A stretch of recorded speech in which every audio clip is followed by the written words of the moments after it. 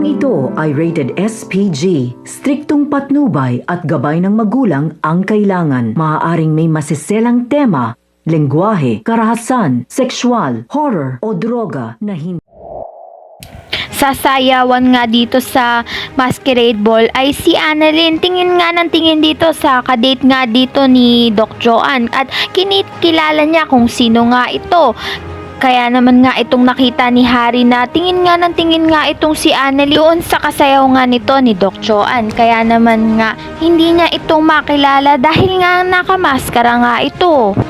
Sa kabilang banda naman na isayaw nga nito ni Doc Tanyag itong si Lynette dahil sa pagpalit-palit ng mga partner. Kaya naman itong si Lynette ay kumuha na ng tsansa para kausapin nga itong si Doc Tanyag at sinabing huwag nga niyang etsyopwerahin nga ang kanyang anak na si Annalyn at ituring niya nga pa ring anak dahil nga mabait nga raw itong anak niyang si Annalyn. Nakinig nga lang sa kanya itong si Doc Tanyag para nga makita nga nito ni Lynette ang pinupoint niya nga dito kay Doc Tanyag. Kaya naman may tsansang maging mabuti ang turing nito ni Doc Tanyag dito nga lang kay Annalyn.